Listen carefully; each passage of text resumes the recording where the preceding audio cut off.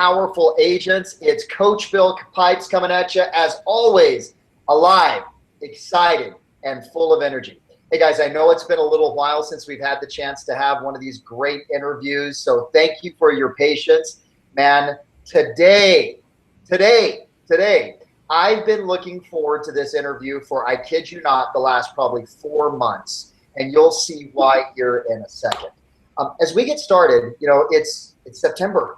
Here we go. September's right around the corner, and it's that last push. It's that last effort to really set your fall up. And I just want to challenge you. I want to challenge you as you listen today to our great guest and the person that I have the privilege of interviewing, to push yourself a little more, to give a little bit more. I believe that every single one of you has greatness inside of you. I believe that there's an extra gear that you can shift into, right? And that here's the great part.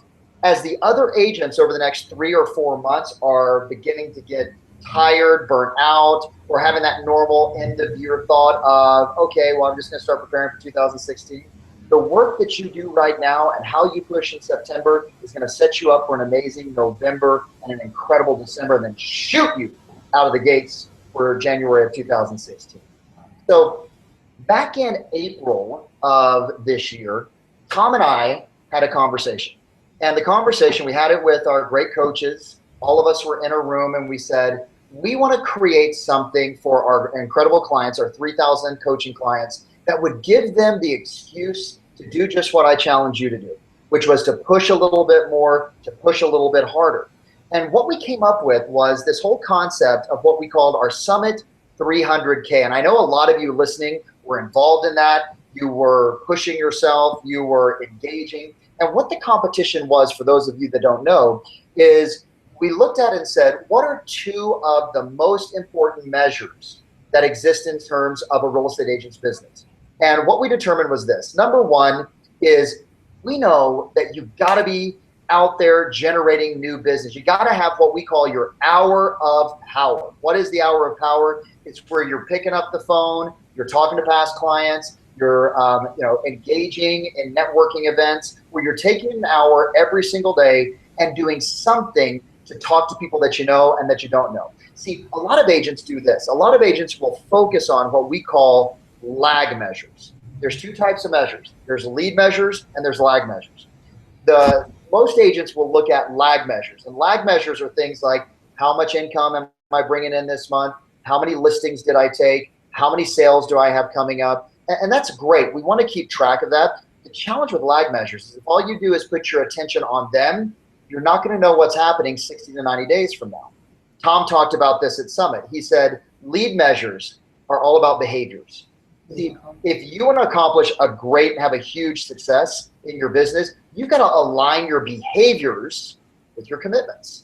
And so what lead measures are they're those behaviors that you're engaging in that's going to produce future business, like your number of contacts that you're making, the number of hours that you're prospecting, you're going after new business, number of leads that you generate. So we had hours of power as one of those lead measures, and then we had appointments attended. Right? And this woman that I get the chance and the privilege to interview here today is the official winner of our Summit 300K. And in that time, right, from April 6th until the end of July, she was able to actually, where's my number over here, set 100 and attend 148 appointments. Yes, you heard me right, 148 appointments in 3.5 months, and engaged in 265 hours of power. 3-hour average per day of being on the phone or networking or going out after new business, and almost 2 appointments attended every single day. And she's going to share with us what she learned, how she did it, and how she sort of, the breakthrough that she had in terms of her business. So it is with great pleasure that I get to announce our winner, and I get to also invite to real success Miss Natalie Neith. Hello, Miss Natalie. Hi, Bill. How are you? I'm, as always, alive, excited, full of energy, baby, and I know you are too. So first of all, congratulations. How does it feel to be the #1 Tom Ferry agent out of 3,000? Well, I'm not sure that I feel justified in that, but I did work. I did work. You worked your booty off. I talked to Mary Jett, your coach, and she said you were grinding it every single day. So what an accomplishment. What an incredible way to sort of go through the summer. So Natalie, you and I were talking before the interview took place, and I mean, you have such an incredible history, both in and outside the business. Can you just take 2 or 3 minutes and share with them, you know, like the whole process of like what you did, how you got into real estate, you know, and how you got to where you are right now? Okay, so I've been in the business for 26 years in September. And before I was in real estate, I have a master's degree in art. I was an art teacher. And then I owned a pottery school and studio and a contemporary craft gallery for about 15 years. And all that, you know, totally prepares you to be a realtor. Then what happened, the way I ended up becoming a realtor was I moved to an area of Los Angeles called Historic West Adams. And I moved there so I would be closer to my business, which was in Santa Monica. But my husband and I loved old houses, and so we got very involved in the historic preservation of that particular area. When I was a kid, I took art lessons at the Memphis Academy of Arts, and the classes were held in an old Victorian house. And as a kid, I said, someday I'm going to own a Victorian house. And so today I own a 1910 Craftsman house. It's not Victorian, but it's of the era. And my house is 105 years old. And I've restored numerous old houses. My husband and I bought and fixed up and flipped. And primarily that's the bulk of what I sell. It's sort of my niche. I love old houses. I help people buy historic properties and sell historic properties. But I work all over the city, and I've done everything from Pacoima to Torrance and from Pasadena to the ocean and everything in between. You know what's really fascinating is it's always inspiring for me because I get the chance to be around, you know, incredible people like yourself and you all the time. And you and I go way back, you know, like 20 years back. When you see someone who has a passion as a kid realized, right, in their life that you're doing the thing that you love the most and said when you were a child, one day I will, and now you're helping other people get that as well too. That's got to be incredibly fulfilling for you. Well, I love that part. I love helping people, you know, realize the American dream, you know, and be able to move on to the next stage of their lives. So that's a cool thing about what we do. Yeah. Now, your marketplace is Los Angeles. So for those of you that are, you know, have great referrals, I mean, obviously, Natalie is a rock star agent, and we're going to talk a little bit in terms of production and how she's doing. Natalie, is it just you, or do you have a team? I have. I'm rebuilding my team. I'll say that. I used to have a larger team, and now we're kind of small, and we're in the rebuilding stage. I have a great assistant who will tell you that he's really responsible for my success. He actually is a big help. He's relatively new with me, but I, of course, use a TC, and I use a great graphic designer, and I have a listing coordinator, you know, through my office. I work for a company that's very supportive of the Tom Ferry system and very technologically savvy. So that helps me a lot. Yeah, it's always important to have, you're with John Arrow, always important to have an incredible company that supports you. And I know that John Arrow does that, and we've been partnering with him for a long time. Super grateful. So real estate was a second career? Like you were a teacher and then you went, okay, now I'm going to get into real estate. I guess it was maybe a third career, or maybe fourth career. You know, I was a teacher, and then I owned this art related business, which, you know, we worked 7 days a week and made no money. So I thought, well, if I'm going to work 7 days a week, I could work 7 days a week doing something else. Now, I got involved in the community, and I thought to myself, well, maybe I really love doing this, and maybe I can do it in a different capacity. So I got my real estate license. I worked part-time while I still ran the business in Santa Monica, and then I realized that to be successful, I had to do it full-time. So I eventually moved. I was with a small boutique company just in the historic district, and then I moved to John Douglas Company in Hancock Park. That company was bought by Coldwell Banker, so I was with Coldwell Banker for a while.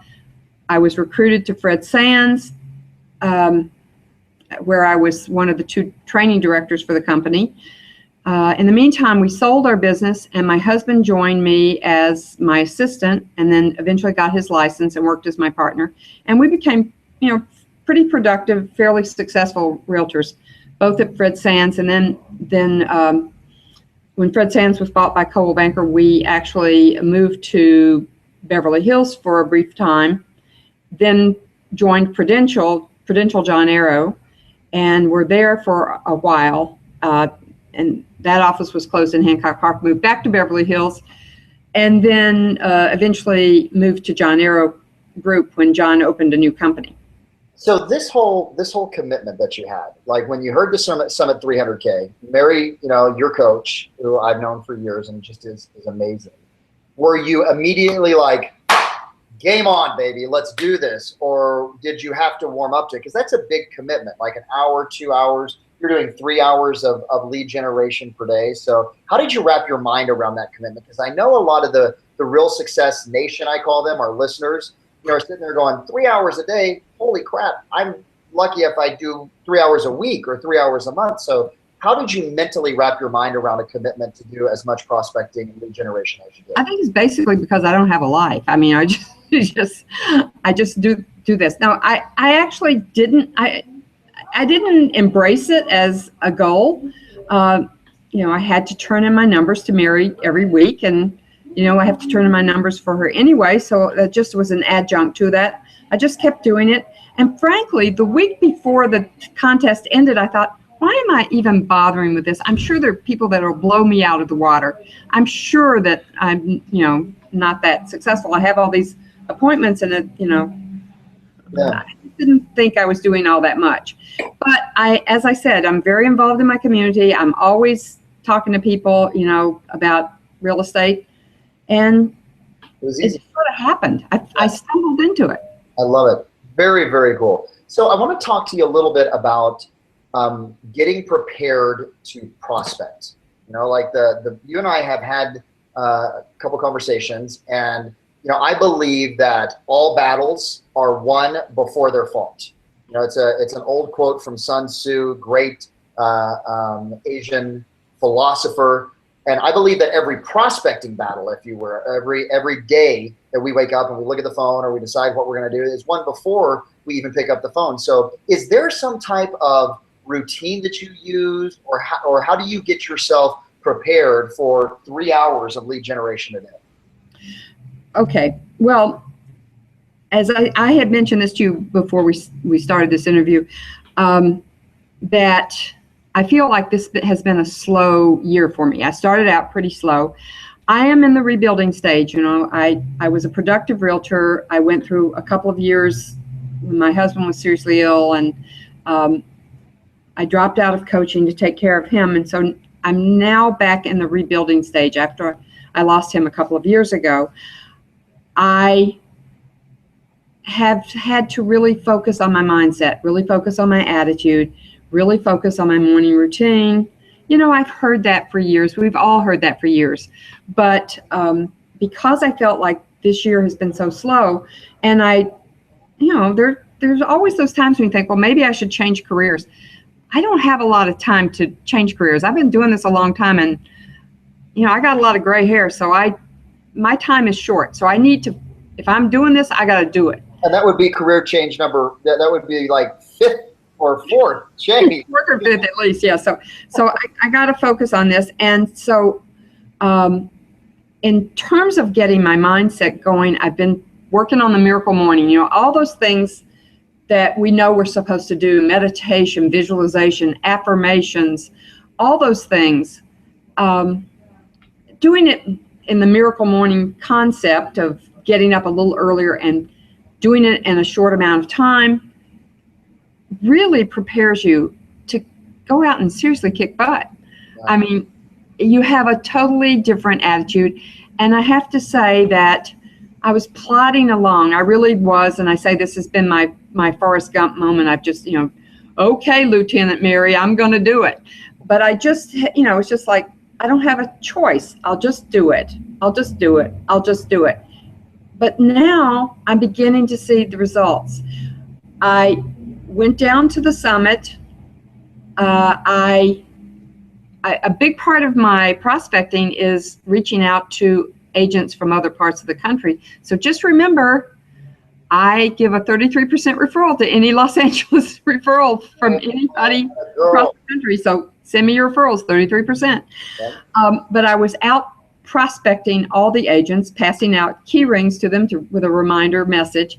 And while I was doing that, I started seeing results coming in even while I was at the summit.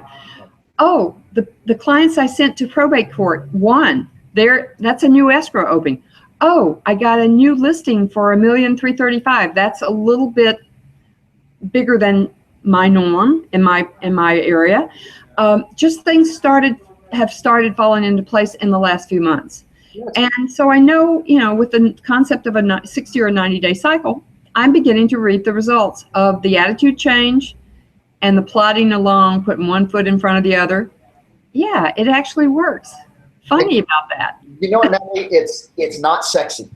Like people think it's so easy to get caught up in the internet and Facebook. And I know you're awesome on Facebook. I know that like you're incredible. We're going to talk about that here in a second. However, the true people that succeed at a very high level, they take that Forrest Gump attitude, right? They do two things, which is whatever you say, they have a mentor, whatever you say, Lieutenant Dan, Lieutenant Mary, and they're just willing to actually plod along. And now you're seeing the results. So for those individuals that aren't familiar with this whole morning miracle, take us through. You get up and just real quickly, what's your ritual for the morning? Well, I get up and I do some nutritional things that actually came from Tom Ferry's trainer. So I get up and I drink warm lemon juice and water, and I do my detox shake. But I do 10 minutes of meditation or prayer or silence, whatever, 10 minutes of affirmations, and I've adjusted my affirmations and made them much more to the point, much more cogent, much more larger goals. Could you share some with us? Would you be willing to share some affirmations with us? Well, every year I say I'm going to be in the top 5% of the agents in my company, and every year I'm in the top 10%. So one of my affirmations is, I will be top 5% John Arrow Group this year, 2015. And do you say that like every single day? Just every single day. Yeah. So even if I don't make the top 5%, I'm going to be pretty darn close. Yeah. How about you are going to be in that top 5%? I am going to do it. The other thing that the big goal that I have set for myself is I have a stepdaughter who lives out of state. She is super mom to two brilliant and gorgeous grandchildren of mine, and she teaches kids with special needs. She teaches kids with autism and Asperger's. She is smart and beautiful and wonderful, but doesn't make a lot of money because she's a teacher. And so my goal for 2015 is to make enough money to help her buy a house. So my goal is to earn the money for the down payment for that house. I want to come back to that here in a second, right? Once we finish up, because I think that's a really important component to the motive to take action. So you do 10 minutes of meditation, 10 minutes of affirmations, 10 minutes of visualization, and visualizing those goals coming to fruition. Mm-hmm. I'm walking up and getting that award, and 10 minutes of reading. Okay. 10 minutes of journaling. Great. 10 minutes of exercise. Usually it's more than 10 minutes of exercise, but okay. There are six things. Was that 6? I think so. 1, 2, 3, 4, 5, 6. Yeah, that's your 6. Yeah. So, and you do that every single morning, and that's so fantastic because a lot of people think that it has to be this extremely large commitment, on so many different levels. But you just go 10, 10, 10, 10, 10, and then you're off and running. Does that help you out in terms of your ability to be able to lead generate and prospect every single day? It is amazing how much more clarity I feel like I have. It's like the fog has been lifted. I feel like I have much clearer thinking. Mm-hmm. I'm much more focused and much more confident. Yeah, and that's the game, right? Is the confidence thing. Awesome. So you talked about your stepdaughter, right? You just briefly talked about her. How much does having a big why and that passion to be able to assist her, How much did that play into your ability to keep going with this commitment when maybe you wanted to stop? It's huge. I mean, that really is, I have a comfortable lifestyle, and, I have to have at least one big trip a year, to someplace exotic. Last year I went to Southeast Asia. The year before I went to Russia. This year I'm hoping for Cuba, and next year India. But, that's all well and good. I live a very comfortable lifestyle. I own income property. I'm okay with that. Oh, sure, I could make more money and live a more affluent lifestyle, but it's not really important to me. So what's important to me is helping her, because she is doing great things for young people, and she has two great kids that deserve to have a wonderful place. So that's my goal. That's amazing. I think if more people had a clear why, like you do, because I mean, really, you probably don't need to work that much anymore, right? I mean, and to have that reason why that drives you forward, I've always found, I know Tom's talked about it, I talk about it, it's such a critical component. So hey, Real Success Nation, as you're listening right now and thinking, my question to you is, what is your big why? What drives you? What is it that is going to get you up and get you going when you want to stop and keep you moving forward? And if you don't have one, you may want to take some time tonight and think about that and ask yourself, why am I really doing this? Because Natalie, obviously that's a key component. Hey, you were setting 2 appointments every single day. Give us some tips on that. Like what are some things that you found were effective techniques to use to be able to set 2 appointments every single day? I actually don't really know how to answer that. Some of the appointments are just, a lot of my appointments are staying in contact with past clients. I have a lot of clients, I've been in the business 26 years. I have a lot of past clients, and I have clients that have been repeat clients and referral clients. Some clients I've worked with, 3 and 4 times. So I'm always wanting to stay in front of them. I always adopt, if at all possible, the client on the other side of the transaction. Mm-hmm. And then, so Natalie, how do you do that? Like, how do you adopt that right there is a huge takeaway for these guys. How do you adopt the client if you have the buyer, how do you adopt the listing? If you have the listing, how do you adopt the buyer? Can you share with us maybe a couple of tips that these guys could use? Well, part of it is, I'm very familiar with most of the communities where I sell. So I've tried to be an area specialist. I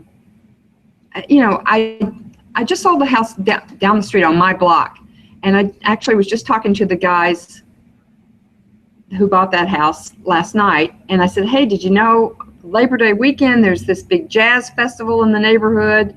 It's free, you should come, you'll have a great time. Their agent was the best friend of one of them.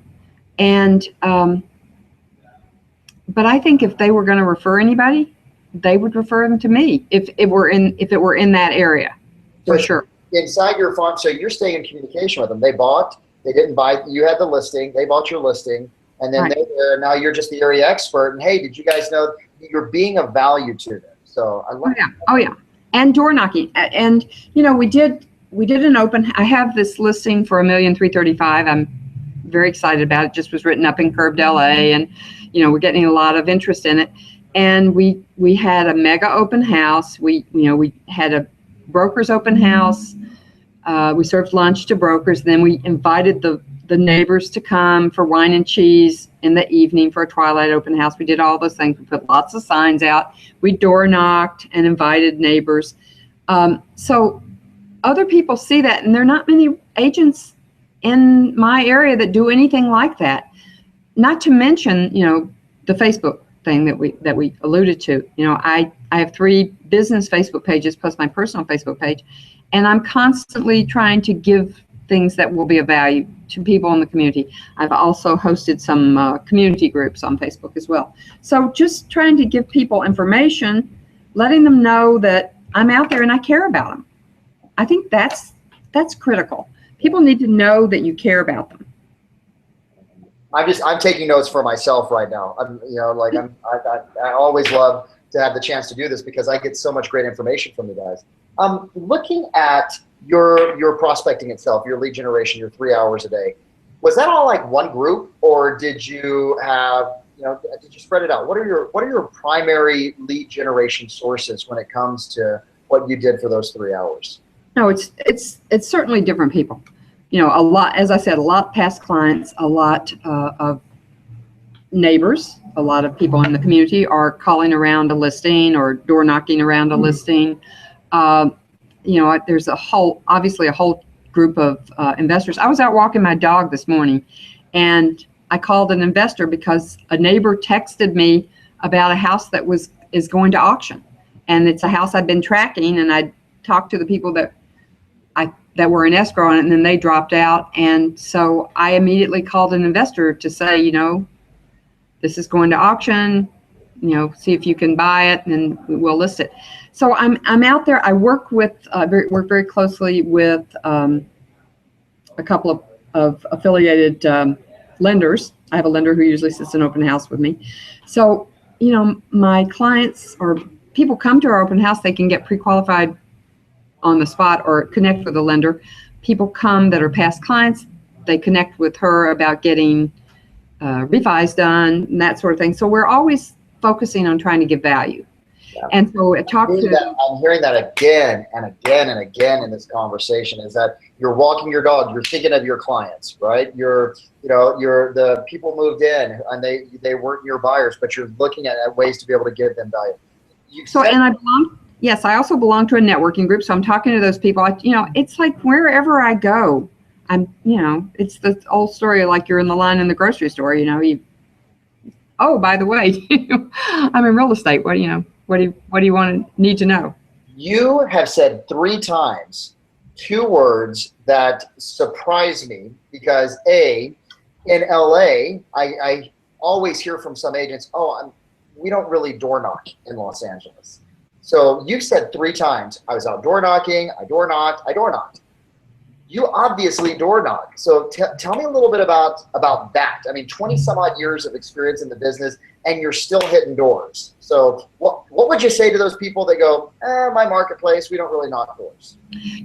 I think there's a movement back towards it. You and I know from ancient history with another company, yes. There was a guy who used to door knock all day long, every day, like 8 hours a day. Yes. And I don't do that, but I have to say that I really love door knocking. It's hard to make myself do it, to motivate myself. But once I get out there and start, I really love doing it. I have an assistant, as I mentioned. He goes with me, and he's always, because I door knock a lot in the areas I sell. He's always surprised at how many people know me. They know me because I've been around a long time, and I'm very involved in the community. But I like doing it. I'm from the South, so there's that folksy down home kind of attitude that I just like talking to people. Where are you from? Where are you from in the South? I'm from Tennessee. I'm from Memphis. I heard Memphis. When you said Memphis, I figured that you're from Tennessee. The home of some of the best barbecue in the world. Right? Right, but I happen to be vegetarian, so. Well, the home of some great vegetables and cucumbers and spinach, right?